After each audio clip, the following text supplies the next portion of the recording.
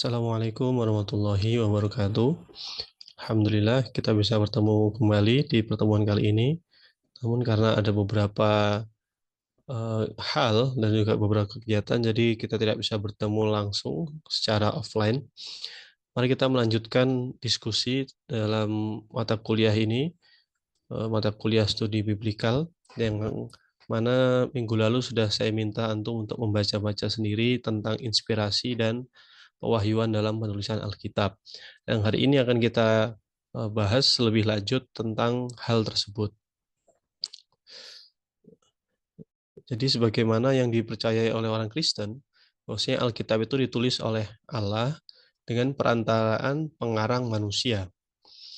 Jadi tetap itu adalah tulisan Allah atau kalam Allah, tapi penulisannya itu melalui perantaraan pengarang yang itu adalah manusia. Nah, jadi Allah adalah pengarang Alkitab melalui inspirasi Roh Kudus yang mana dengan inspirasi tersebut menggerakkan pengarang manusia untuk menulis dan mengungkapkan semua yang dikehendaki Allah dan hanya menuliskan apa yang dikehendakinya saja.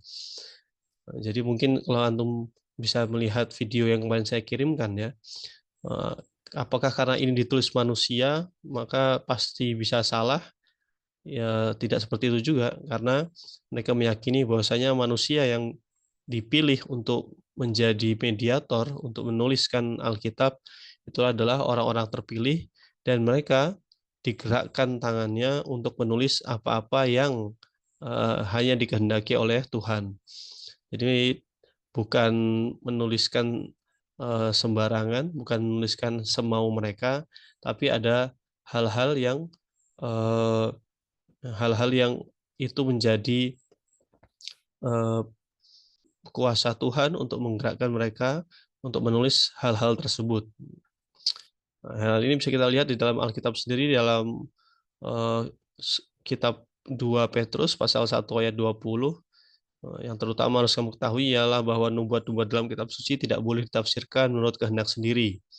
Lanjutannya, sebab tidak pernah nubuat dihasilkan oleh kehendak manusia, tetapi oleh dorongan Roh Kudus, orang-orang berbicara atas nama Allah. Nah, di sini ini adalah landasan teologis atau dalil bahwasanya mereka eh, para pengarang yang dipercaya oleh orang-orang Kristen, para pengarang Alkitab itu tidak menulis atas kehendak mereka, tapi melalui dorongan Roh Kudus yang berbicara atas nama Allah. Nah, lalu pandangan umumnya Alkitab itu seperti kita sudah diskusikan beberapa pertemuan sebelumnya, bahwa Alkitab itu tidak didiktekan. Jadi orang Kristen tidak berkeyakinan bahwasanya Allah mendikte kitab suci kepada pengarang manusia. Jadi seperti dalam Islam ya, itu adalah wahyunya bentuk lafzon dan maknan. Tapi kalau di dalam Kristen, wahyu tersebut berbentuk maknan saja. Adapun lafaznya atau lafzonnya itu berasal dari para pengarangnya. Nah, pesan dan bentuk. Jadi dalam Alkitab ada pesan keselamatan yang datang dari Allah dan karenanya benar. Ini tadi maknanya. Tetapi bentuknya, lafzonnya tidak hanya bergantung pada Allah saja, melainkan juga pengarang manusia yang juga manusia biasa yang mungkin melakukan kesalahan. Nah, jadi pesan-pesannya itu atau makna yang terkandung di dalamnya itu benar, itu murni dari Allah, tapi kemudian dalam proses penulisannya menggunakan bahasa manusia, menggunakan takbir ala manusia, yang itu tentu dalam beberapa kasus ada hal-hal yang kurang tepat, ada hal-hal yang eh, sulit dipahami dan lain sebagainya.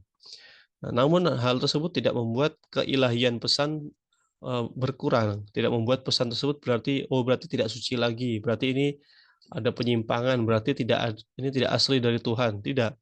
Tapi yang diyakini oleh orang Kristen bahwasanya kesalahan bentuk tersebut, lafzonnya itu tidak mengurangi kebenaran dan keilahian pesan yang terkandung di dalamnya, yang ingin disampaikan Allah melalui pengarang manusia. Oleh karena itu, mereka juga membangun studi kritik teks Alkitab untuk melihat kesalahan-kesalahan atau mengkaji ulang teks-teks atau bentuk-bentuk teks yang dianggap kurang pas, yang kontradiktif atau yang sulit dipahami untuk melihat apa isi di baliknya. Atau kalau mereka menggunakan analogi antara amplop dan bungkus amplop dan pesan di dalamnya. bagaimana amplop-amplop atau bentuknya tadi yang mengandung kesalahan, kemudian dikaji ulang untuk menemukan pesan yang sebenarnya yang terdapat di dalam kitab suci tersebut atau pesan Allah yang ada di dalam ayat-ayat atau kitab-kitab tersebut. Lalu mengapa Alkitab perlu mengarang manusia? Mengapa tidak seperti Islam saja langsung dari Nabi, dari Allah melalui Jibril diwahyukan kepada Nabi dan langsung eh, disampaikan kepada para sahabat lafzan dan makna minallah. Tapi kenapa di dalam Kristen itu eh, pesannya dari Tuhan, tapi kenapa bentuknya atau kata-katanya tidak dari Tuhan? Karena model perwahyuan dalam Kristen itu berbeda dengan Islam. Wahyu tidak terlaksana dalam satu kitab, tidak turun dalam satu mushaf saja, tapi wahyu itu di dalam Kristen ya adalah pribadi Yesus. Nah, Alkitab selalu menunjuk sesuatu di luar kitab suci, yaitu dalam rangka membentuk iman pada Yesus dan apa yang dikatakan Allah kepada umat manusia melalui Dia.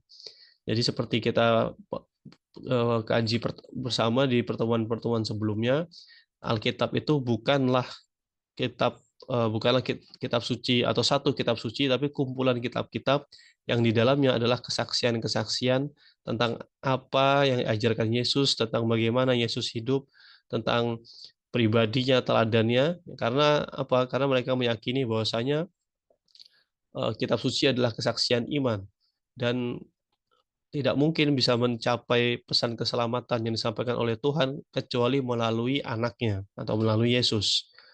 Nah, para pengarang Perjanjian Baru adalah orang-orang yang berusaha untuk mengkomunikasikan makna pengalaman mereka akan Yesus yang hidup, menderita, wafat, dan dibangkitkan Allah di antara orang mati.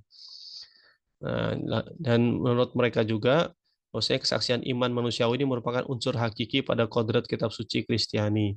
Jadi wahyunya itu adalah bukan hanya perintah dan ajaran Tuhan, tetapi bagaimana manusia-manusia yang hidup di sekitar Yesus, atau bahkan murid-muridnya yang bertemu dengan Yesus, itu merasakan kekuatan atau kodrat keilahian yang ditunjukkan oleh Yesus melalui perkataannya, melalui perbuatannya, melalui teladannya.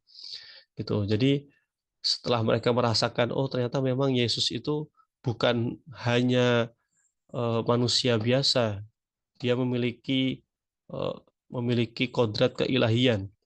Itu hadir bukan hanya dari perkataan Yesus. Jadi tidak cukup menurut mereka ya, tidak cukup kalau Yesus bilang aku adalah Tuhan. Meskipun memang ada ayat seperti itu, tapi itu sangat sedikit sekali.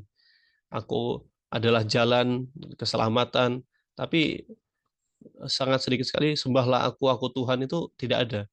Karena Yesus di dalam Kristen, Yesus itu adalah modelnya dia menuntun orang pelan-pelan, memperlihatkan mereka mukjizat, memperlihatkan kepada mereka eh, keteladanan dalam perbuatan dan dalam perkataan yang membuat orang-orang tersebut menyadari bahwa Yesus itu bukan manusia biasa atau bukan sekedar manusia. Kemudian pada ujungnya mereka mengimani bahwa Yesus itu adalah anak anak Allah, anak Allah yang berbentuk manusia. Nah, ini kemudian dalam Alkitabnya adalah segala tulisan yang diilhamkan Allah memang bermanfaat untuk mengajar, untuk menyatakan kesalahan, untuk memperbaiki kelakuan, dan untuk mendidik orang dalam kebenaran. Nah, di sini ada kata ada di sini oh, ada kata yang bukan yang di kotak merah ya di sebelahnya. Kalau yang di kotak merah itu kan mas pasa grafon semua tulisan. Nah, di sini kita bisa melihat ada theon, theo ini ada pi ya, theo pneustos. Theo pneustos itu artinya adalah kalau secara lugotan God breathed atau dinafaskan oleh Tuhan. Yang kemudian kalau diterjemahkan ke dalam bahasa Indonesia sekarang yang diinspirasikan oleh Tuhan. Jadi ayat yang sebelumnya tulisan yang diilhamkan atau di sini adalah tulisan yang di dalamnya itu adalah terinspirasi dari Tuhan. Jadi tentu inspirasi ini bukan seperti kita pahami inspirasi hari ini ya, yang itu apa namanya min haitsu la yahtasib atau kita menebak-nebak, menerka-nerka, enggak seperti itu. Tapi inspirasi yang mereka pahami di sini adalah di situ yang bagaimana kemudian digerakkan oleh Tuhan. Kalau secara logotannya adalah dihembuskan atau dinafaskan oleh Tuhan, atau digerakkan oleh Tuhan, dan atau sederhananya adalah tulisan-tulisan yang berasal dari Tuhan. Mereka meyakini seperti yang di awal tadi, bahwasanya para penulis kitab suci tidak menulis sesuka hati mereka, tapi ada inspirasi, ada panduan, ada Roh Kudus yang menggerakkan mereka untuk menulis hal-hal tersebut. Lalu mengapa eh, kesaksian iman itu adalah tentang Yesus? Mengapa kitab suci itu fokusnya adalah Yesus? Karena bagi umat Kristen, pusat sejarah ada pada sabda kekal Allah yang mewujud secara manusiawi dalam diri Yesus, dan karya penyelamatannya dalam membawa Yesus dari kematian menuju kehidupan. Jika orang Kristen ingin mengetahui Allah, nah ini karya penyelamatannya, janji-janjinya, apa perintahnya, atau bahasa mereka kehendak Dia, kehendak Tuhan tentang bagaimana manusia hidup, maka harus mempelajari hidup Yesus, ajarannya dan teladannya agar dapat hidup sesuai kehendaknya. Karena Yesus itu adalah Allah itu sendiri dalam wujud manusia yang bisa terlihat, seperti kita diskusikan beberapa waktu lalu. Kalau Bapa itu ada di langit, ya tidak bisa dilihat oleh manusia bagaimana pekerjaannya. Roh Kudus juga tidak terlihat karena dia eh, apa namanya, ya, tidak dapat dilihat oleh mata manusia, hanya bisa dirasakan. Tapi kemudian Yesus, dia menjelma dalam darah dan daging, mewujud dalam diri manusia biasa. Orang-orang di sekitarnya bisa melihatnya, bisa bertemu dengannya, bisa ngobrol dengannya. Jadi kemudian Yesus itu menjadi sangat penting karena dia adalah eh, ajaran Tuhan atau wahyu Tuhan yang dapat dilihat atau dapat diindra oleh manusia.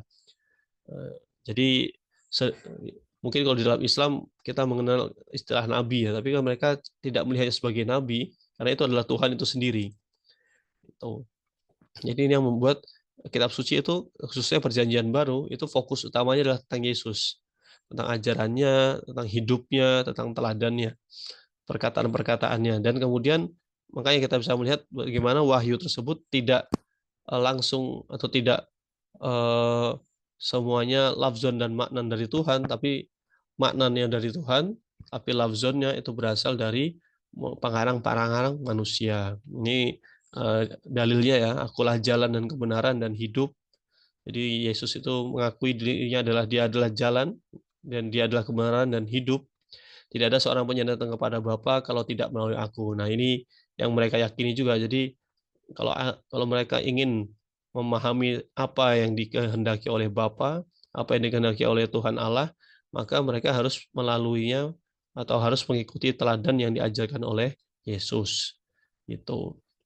Ya mungkin di dalam Islam kita pernah sedikit-sedikit dengar seperti ini ya.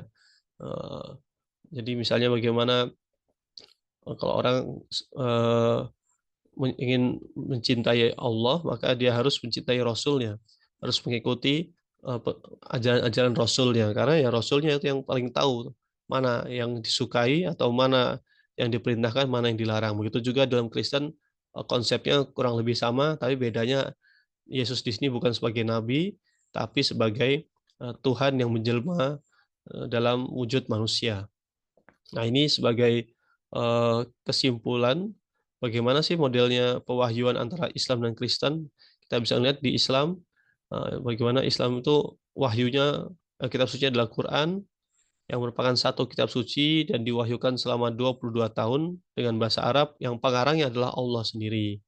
Nah, Muhammad adalah utusan yang melaporkan apa yang ia dengar langsung dari Allah, yang sifat Al-Quran itu ilahi, abadi, dan universal. Adapun kalau Alkitab atau Bible itulah kumpulan kitab suci yang dikumpulkan selama berabad-abad. Bahasa aslinya ada yang bahasa Ibrani, yang di Perjanjian Lama, yang di Perjanjian Baru ada yang bahasa Aram dan bahasa Yunani. Pengarangnya seperti kita lihat tadi ada Allah dan juga melalui pengarang-pengarang manusia. Pengarang manusia menyampaikan pesan Allah menurut cara berpikirnya sendiri. Jadi pesannya tadi maknanya dari Allah, tapi lafzonnya melalui cara berpikir mereka sendiri. Yang sifatnya sama, kitab suci tersebut mempunyai sifat yang ilahi, karena berasal dari Tuhan, abadi, dan universal. Nah, itu untuk pertemuan kita kali ini. Jadi kita bisa melihat bagaimana model wahyu atau inspirasi inspirasi di sini eh, bukan sekedar inspirasi yang kita pahami ya, tapi inspirasi ini adalah yang murni dari Tuhan, yang itu yang menggerakkan tangan-tangan para pengarangnya untuk menuliskan apa yang dikehendaki Tuhan. Jadi mereka tidak bisa menulis sembarangan. Mungkin memang ada yang bilang bahwasanya Alkitab adalah karangan manusia, betul, itu tidak salah juga. Tapi manusia-manusia tersebut mengarang atas nama Tuhan atau dengan inspirasi dari Tuhan. Atau kalau bahasa Yunaninya tadi ya, Theos, Theo, Theopneustos, yang artinya dihembuskan atau dinafaskan atau yang berasal dari Tuhan. Oke, mungkin itu saja untuk pertemuan kali ini. Terima kasih. Semoga di pertemuan-pertemuan selanjutnya kita bisa bertemu dengan offline. Syukron. Wassalamualaikum warahmatullahi wabarakatuh.